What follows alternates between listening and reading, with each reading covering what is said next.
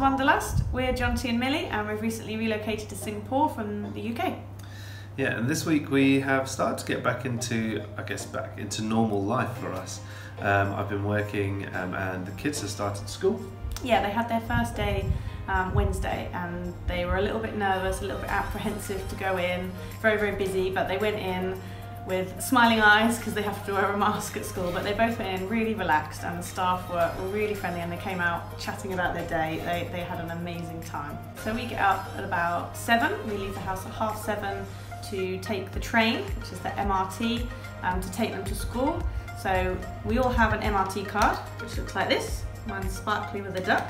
And you buy an MRT card and you load it up with money, and then you just beat in and out of every station that you go to. It's really simple, really easy. The trains are really fast and reliable. So it was a really good journey this morning with the kids. I was a little bit apprehensive it might be really busy, but now we know where we're going. It was really simple, really easy to travel around Singapore. It doesn't actually get that busy. It looks like trains seem to come every minute, basically. I missed one a couple of mornings ago. I say missed when I got to the station, it had just left. But by the time I'd got onto the platform and sort of walked along the platform a few meters, another one was pulling up already. They're coming through thick and fast, and just means that you don't feel too cramped, and it's a really nice environment to be going and work in, actually. Yeah, in all the train stations there's aircon, so it doesn't feel hot and humid. You don't get that squished into a train like you do in London where you're pressed up against someone else's armpit, because the whole thing is aircon, and like John said, they come really quick. So if it looks a bit full, you could always wait 2 minutes for the next one. So yeah, it's all aircon, there's escalators everywhere, there's travelators as well, so if you don't want to walk, you can just stand and cruise to the other MRT station. So lazy. It's so lazy, but yeah, it's just another way to keep cool when you're on the way to work or taking the kids to school. But the weather here, we've talked about it before, but it is consistently sat between 28 and say 32 degrees here in Singapore. It is very humid. A lot of our friends who have visited Singapore always ask us how we're coping with the humidity. We find the humidity okay generally, but it's that intense heat that we get when there's no clouds in the sky. That's when it's kind of tricky. And what's weird about living here is that when we were on holiday here, I used to just like love being in the sun and trying to get some colour as quickly as possible and as dark as possible. But living here, I think we're just a bit more health conscious about making sure we don't have too much exposure to the sunshine, and we're constantly looking for shade. This week we climbed Singapore's tallest mountain. It's not really a mountain. It's a hill, Bukit Timah Hill. It stands at 163 meters tall. Milo loves climbing mountains. For his 6th birthday, he asked for a real mountain, which I took him to Pen y Fan in the south of Wales, which is about 800 meters up, and he found that fine. And when we got to the top, he said he wanted a higher mountain. It wasn't difficult enough. So a few months after that, we took him to the Lake District to climb England's tallest mountain, which is called Scarfell Pike, and he just loved it. He had the best day ever. We went with some really, really good friends, and so when we told him about this, he was a bit disappointed when he got to the top of Bukit Timah Hill.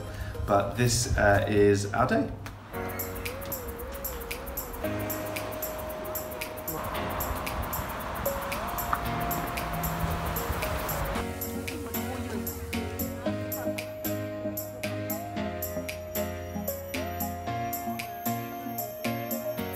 So normally in the UK, if we're doing a nature trail, we'd be wearing waterproof shoes, but here everything's paved, as you can see. So we're just in like trainers and just comfies, which is quite nice actually.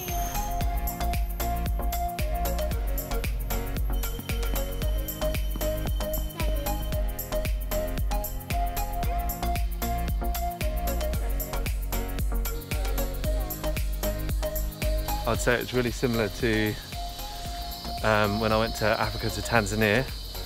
I guess it's a tropical climate, so very similar sort of stuff to what you'd see there, but it's just beautiful, and the sounds are like, yeah, loud.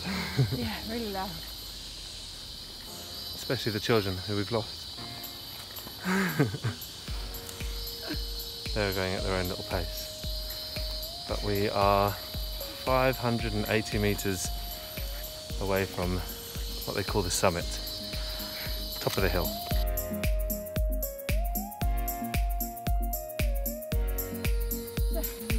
How you going? Is it altitude this high? No. Whoa, it looks like a snake.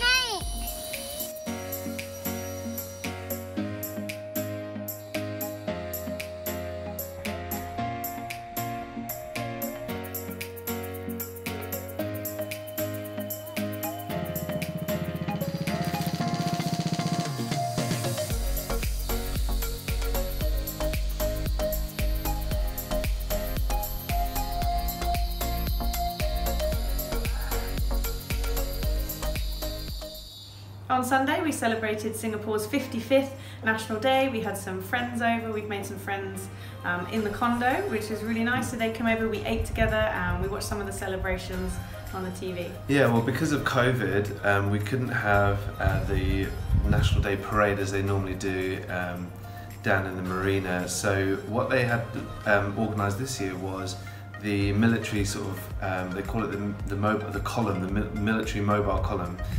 It went around all the different areas of Singapore, which was amazing. So we took the kids down just over the road basically, and we would just watch these huge tanks come by. They loved it, waving the Singapore flag. We all had our National Day t-shirts on, which Millie's got on today. And it was just a really, really good, fun opportunity to be patriotic as well, which I loved. In the evening we sat down together as a family and they had some live music and performances on the TV, and then there was a firework display. We couldn't see the fireworks from where we were, but we could hear them live, so we could hear the live bangs. The kids were outside on the balcony waving a flag again. It was a really nice kind of, gave a sense of unity of, you know, all over the whole country, that there was these mini celebrations of people getting together to celebrate their country, their Singapore. If you want to know a little bit more about Singapore's history and National Day, we've got a blog on our blog site, which is wonderlust.click, and there's a few other things on there that you, I'm sure, will enjoy looking through as well. We're on Instagram at Wonderlust Vlog, and as always, you can subscribe and comment and like the video that you're watching right now. We're so grateful that you have been joining us on this little journey, and we're edging towards 200 subscribers. So if you are one of the new people recently, feel free to look back on our old videos. It's full of the ups and downs, really, our journey to here, to get to Singapore and here. My cousin says that we're like a K-drama, which I guess is a compliment. Well, we hope you enjoy it, and we hope to see you next time as well. Take care, bye. Bye.